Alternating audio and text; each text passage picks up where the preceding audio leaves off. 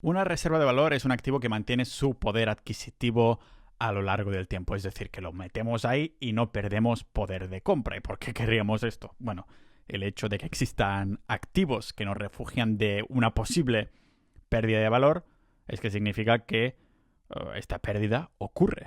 Pero no solo es que ocurra, sino es que además lo hace constantemente. Y si no me creéis, comparad lo que costaba ir al cine hace unos años con lo que cuesta ahora.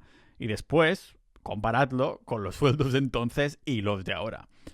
Es decir, que en un lenguaje ninja de la vida eso vendría a significar que vivir cada vez cuesta más. Así que, ¿en qué convertimos esta energía y tiempo que hemos usado para generar dinero? Para poder protegernos y preservar nuestro patrimonio personal? Pues con este activo que llamamos tanto valor refugio como reserva de valores. Son unos sinónimos, ¿vale? Reserva de valor, valor refugio. Si una persona busca, ya no estamos hablando de multiplicar su dinero como tal, con inversiones para multiplicarlo, no, sino de si alguien busca salvaguardar, ahorrar su patrimonio y aquello por lo que ha trabajado, entonces dejar el dinero en el banco deja de ser una opción porque va perdiendo valor. Así que necesitamos valores refugios si tu intención solo es salvaguardarte de esta pérdida de valor. Es por esto que yo personalmente ya no me considero inversor. Ahora soy ahorrador. Querer ahorrar activo refugio es lo que me ha hecho dejar de diversificar completamente. Las buenas noticias es que no hay mucho a indagar porque solo hay un par de activos que cumplan con las características de los valores refugio. Pero antes sí que es necesario profundizar un poco en ese por qué, ¿no? ¿Por qué ocurre esta pérdida de valor? Así que lo vamos a ver aquí en el podcast multidisciplinar de Pau Ninja.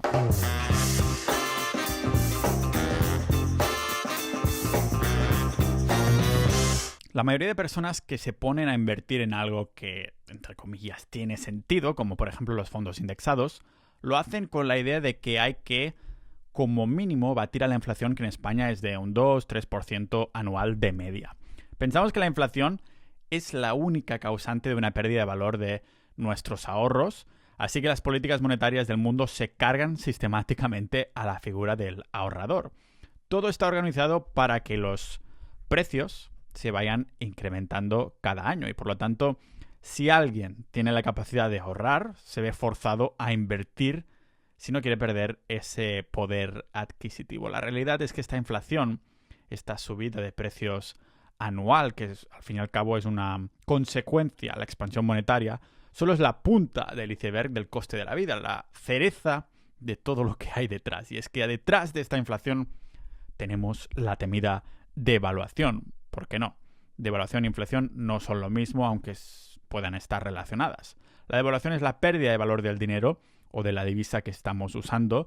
Y no os engañéis, porque aunque no la veamos, esta devaluación es muy real. Si la inflación es la carterista que nos saca algo de dinero, la devaluación sería la ladrona que entra en nuestra casa y nos roba mucho más monto de nuestra riqueza. Esta pérdida de poder de compra es una destructora del valor de nuestro tiempo. Pensad que desde la creación de la Reserva Federal de Estados Unidos, la Fed, en 1917, el dólar americano ha perdido un 98% de su valor, según la propia NSA. De hecho, si tiramos hasta 107 años atrás, esta devaluación se corresponde a perder más de un 23% anual en nuestro poder de compra. O el lenguaje ninja, el dinero en el banco cada año que pasa vale un 23% menos, no un 2 o 3% que se pensaba que nos robaba la inflación, la subida de precios, pero más de un 20%. Las personas de más de 100 años lo deben flipar. Seguro que han decidido vivir tantos años para ver a dónde nos lleva esta locura.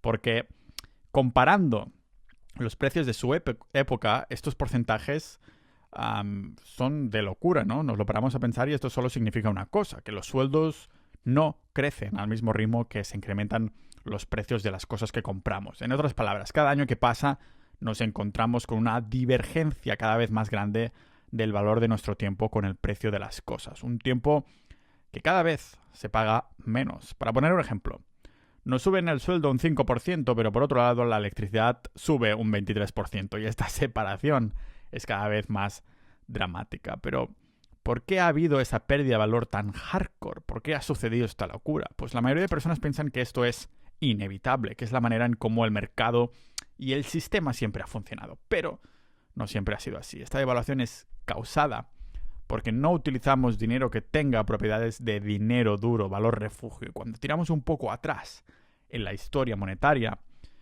nos damos cuenta de todos los problemas que esto causa. Indagué a fondo ya sobre el sistema monetario actual. Podéis escuchar el capítulo del podcast en pau.ninja/sistema, pero el resumen vendría a ser que los bancos centrales imprimen más dinero, sin preguntárselo a nadie, lógicamente, y a placer. ¿Y qué sucede? Pues se crea más divisa, sube la deuda, hay un crecimiento artificial y se va devaluando la divisa. Y este círculo vicioso solo nos lleva a un sitio que el dinero que usamos en realidad está muy lejos de ser dinero. Porque no es dinero, es deuda de los bancos. Es como si un billete de 50 euros no fuera de verdad un papel con valor, entre comillas, de 50 euros, pero como una especie de recibo que dijera, a quien tenga este papel, el banco te debe 50 euros. O sea que nos vamos pasando deuda entre nosotros, no dinero. Si tengo 1.000 euros en mi cuenta bancaria y de pronto alguien se saca del sombrero mágico, pues 1.000 euros más creados de la nada, lo único que significa esto es que automáticamente esos 1.000 euros que yo tenía y que he sudado para ahorrar, pasan a valer menos automáticamente, porque hay más dinero en circulación.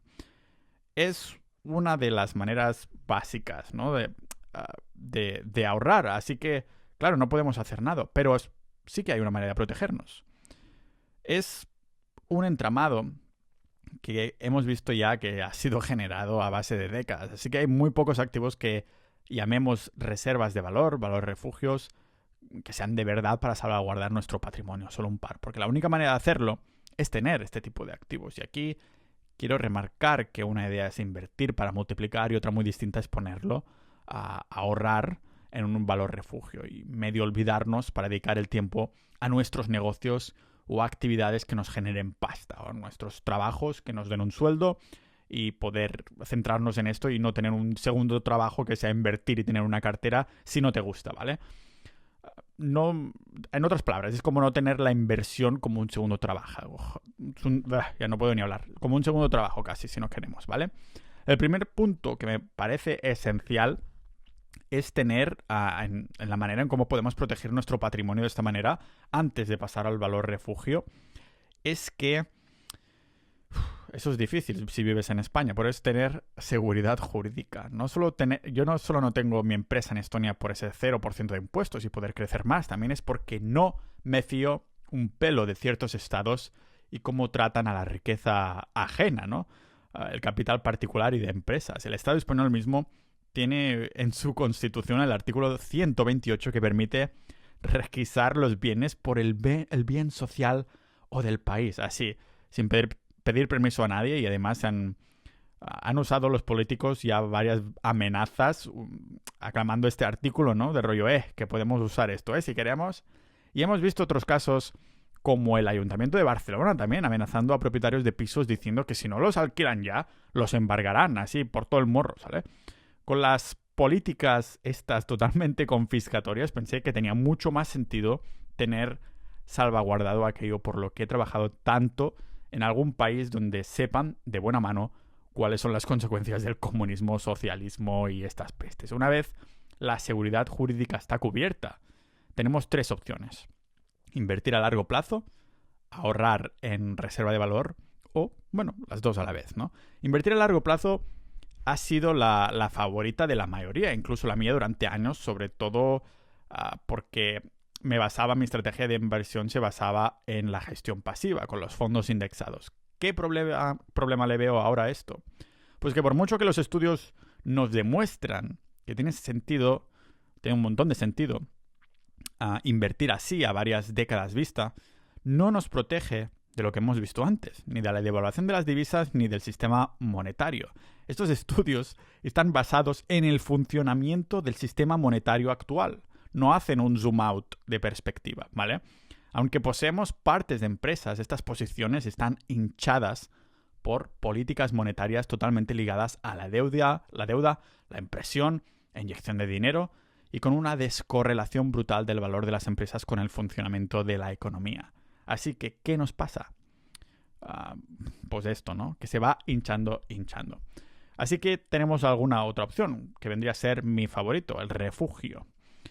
Un valor refugio o reserva de valor es aquel activo que, como digo al principio, mantiene su valor a lo largo del tiempo. Entonces, ¿por qué la renta variable, la bolsa, no la podemos considerar reserva de valor si acostumbra a ir hacia arriba en periodos de al menos varias décadas? Pues porque, aunque nos hayan enseñado que mantiene su valor y crecimiento consistente a lo largo de los años, son muy susceptibles a lo que suceda a la economía, los mercados y el valor de las divisas fiduciarias en las que utilizamos para invertir en bolsa. Así que, ¿cuáles son estos valores refugio? Para empezar, tenemos uno que ya os suena. Desde hace miles de años solo ha habido un único metal precioso que ha brillado por su ausencia, el oro, ¿vale? Tanto lo hemos anhelado ahí que hasta hemos creado cuentos para niños. A todos nos suena el rey Midas, un personaje que estaba ahí lleno de avaricia que terminaba con el poder de convertir en oro todo lo que tocaba, el famoso toque de oro. Al principio de la historia, el tipo muy feliz, pero más adelante, cuando se le convertía toda la comida y hasta la hija en oro, es cuando vio que su habilidad, en vez de una bendición, era una maledicción, ¿vale?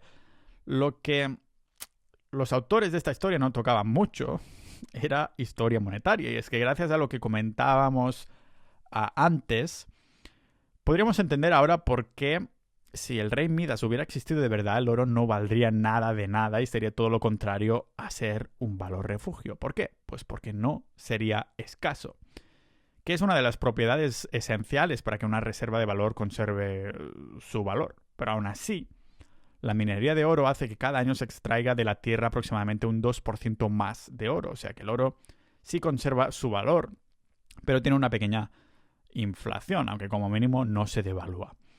Pero otra de las cosas buenas que tiene el oro es que ha sido valor refugio durante miles de años. De hecho, incluso los sumerios, los mal llamados primeras civilizaciones, utilizaban ya oro, aunque no era a modo de moneda.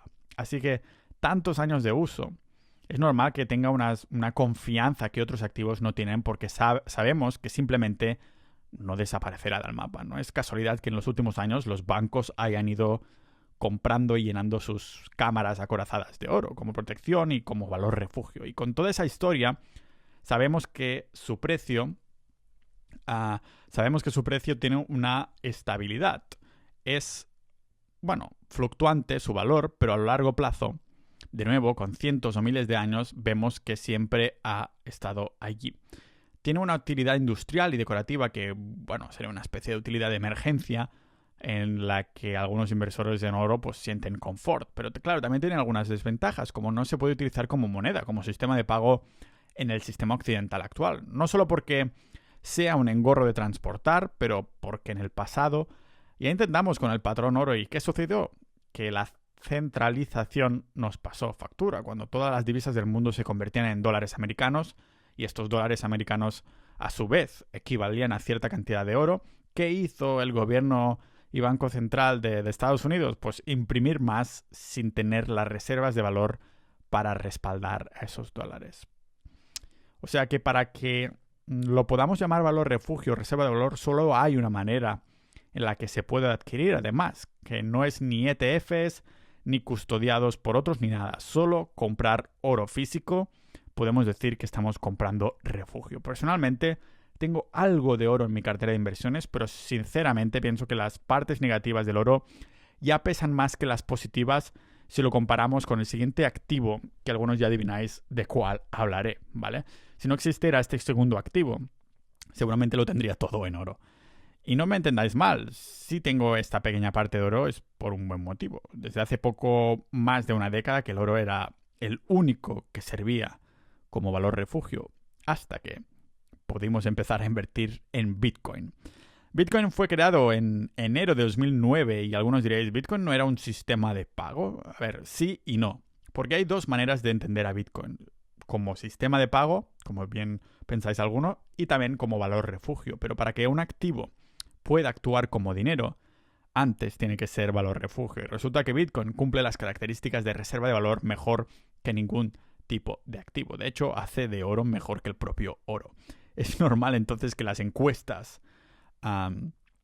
hechas a millones de...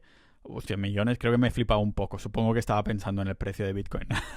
de que las encuestas hechas a millennials, creo que fueran decenas, centenares de millennials, nos dijeran que el 90% preferirían comprar Bitcoin antes que oro como valor refugio. Pero hay que ir con pies de plomo porque Bitcoin apenas tiene una década de vida y su creación también significó la creación de un nuevo tipo de activo y por lo tanto nuevas reglas, las criptomonedas. Y fijaros como en esta lista de valores refugio el activo no es criptomoneda, sino Bitcoin. El valor de refugio no es criptomoneda, es Bitcoin. Repito, en comparación con Bitcoin, el resto de criptomonedas, bueno, tenemos algunas como Ethereum que tienen otra función que no es de ser valor refugio, de ser dinero como las de Bitcoin. O bien tenemos miles de burdas copias que prometen una ligera mejora a Bitcoin. Y os voy a decir que esto son todo patrañas. La tecnología de Bitcoin es la que es porque se decidió sacrificar cierta comodidad inicial para el usuario para no comprometer la seguridad, privacidad y libertad. Pero sobre todo para no comprometer la solución al problema económico que hemos visto antes. Claro que se hubiera podido hacer un Bitcoin más rápido de entrada, más barato, más eficiente, más seguro y bla, bla, bla, bla. Pero si se programó así, es para potenciar esta reserva de valor inicial. Nada fue dejado al azar.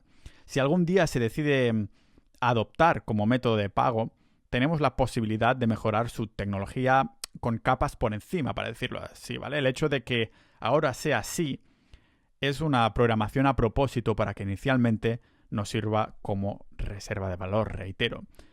¿Sabéis lo que hasta ahora se ha considerado una moneda refugio en el mundo? Pues es el devaluante dólar americano, porque del año 1907 a 1934 se incrementó la creación de esta divisa en un 500%. Después de 1934 a 1960 se incrementó un 350%. Y del año 1960 a 1990 se incrementó un 1400%. Y bueno, del año 1900 hasta antes de la pandemia del corona, un 533 más por ciento. Ya no he calculado cuánto se ha incrementado durante la pandemia, pero es que además no lo he calculado porque han anunciado que se imprimirá más dinero. Pero con los datos, sin contar la pandemia, que se multiplicarían incluso por mucho más, estamos diciendo en palabras sencillas que en 1907 el dólar americano valía un 2.668% más de lo que vale hoy. Vamos, que la palabra escasez no es que sea precisamente una de las características dominantes de la que consideramos la moneda refugio del mundo, ¿vale? Tener divisa fiduciaria actualmente es como tener cubitos de hielo en las manos en un día de verano. Y lógicamente el Banco Central Europeo ha querido seguir los mismos pasos de expansión monetaria que la Reserva Federal de Estados Unidos. Pero de hecho, esto ocurre con cualquier divisa fiduciaria, es decir, creado por un gobierno o un banco central. Si comparamos el Bitcoin con el euro, cualquier divisa, pues el resultado es aplastante. Bitcoin es superior en todos los aspectos. Por ejemplo, es escaso. No se puede crear de la nada y a placer de ciertas personas. Una cosa que el euro o la divisa no tiene. Lo que sí que tienen en común es que son durables, porque aunque el euro sea en papel o digital, pues se puede reemplazar, ¿no? Son divisibles, se pueden dividir por igual en unidades más pequeñas, son fungibles, significa que cada unidad es capaz de sustitución mutua, o sea que un Bitcoin o un euro en mi cartera es igual a un Bitcoin o un euro en la tuya. También tienen valor por sí mismo, eso es discutible en el caso de la divisa. Y ya hice un episodio sobre el valor de Bitcoin, que se llama Bitcoin no tiene valor o no tiene ningún valor o algo así, donde voy punto por punto por qué Bitcoin sí tiene valor. Y finalmente, una cosa que sí tiene Bitcoin, el dinero y el oro, y no tiene el euro, es que es depósito de valor, de refugio, que conserva su poder adquisitivo durante largos periodos de tiempo. Como hemos visto con las divisas fiduciarias, esto no sucede. Aquí parece que esta criptomoneda, que Bitcoin, de la nada, que lo cambió todo, se lleva la palma, ¿no? Bitcoin empezó con una utilidad real, como un sistema de pago peer-to-peer, de persona a persona, y rápidamente pues convirtiéndose en liquidez digital, pero como un tipo de moneda que cualquiera puede usar sin tener que confiar en un gobierno, es decir, totalmente descentralizada. ¿Y por qué es importante que sea descentralizada? Antes lo hemos mencionado ligeramente, porque lo vimos con lo que pasó en el patrón oro, ¿vale? Teniendo poder para controlar el suministro de dinero, la corrupción del Estado entra en juego, creando más dinero de la nada. Pero también podemos ir un poco más atrás en el tiempo para ver exactamente lo mismo, el colapso del Imperio Romano, que nos enseñó qué sucede cuando el gobierno obtiene el control. Los estados hacen como el rey Midas, pero al revés, corrompen todo lo que tocan. Y podéis mirar el episodio a no ser que me queréis mirar la pantalla, en pau.ninja/romano. Ahí explico la historia del colapso del Imperio Romano con estas divisas. Así que es por esto que las propiedades de Bitcoin como reserva de valor empezaron a aumentar. ¿Por qué pagar con una moneda que valdría más? Mejor la mantengo y así su valor va subiendo. Mientras el resto del mundo ve como su dinero cada vez vale menos, quienes han mantenido su oro o su Bitcoin durante años han visto todo lo contrario, sobre todo en Bitcoin, lógicamente, una multiplicación exponencial. Normalmente, claro, los que lo tienen lo mantienen como reserva de valor, dicen, ostras, que esto es el oro digital. Pero si nos lo paramos a pensar, este nombre no es acertado, porque la naturaleza del oro es ser un metal que por su historia y brillo hemos decidido usar como dinero duro.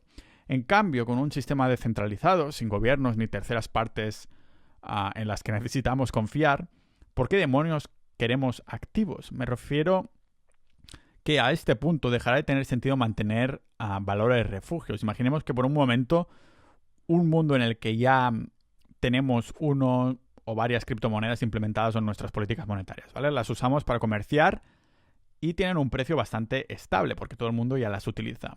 Cuando la oferta y la demanda son relativamente consistentes, ahí el precio apenas fluctúa.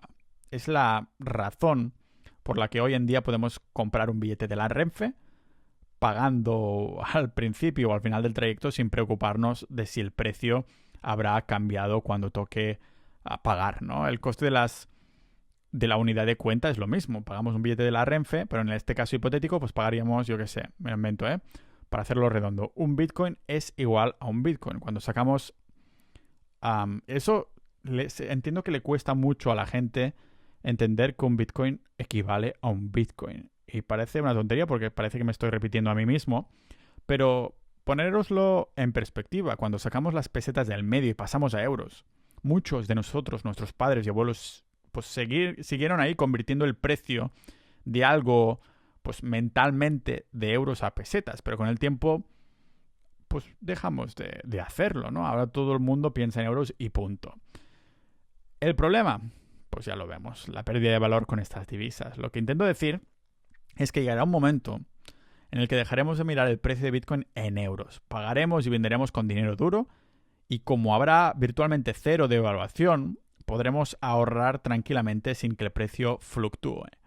Pero hasta que llegue el día en el que utilicemos Bitcoin como sistema de pago, seguirá siendo valor refugio, reserva de valor, no solo para aumentar el valor de nuestro trabajo, pero de nuestro tiempo, recompensándonos por haber ahorrado capital.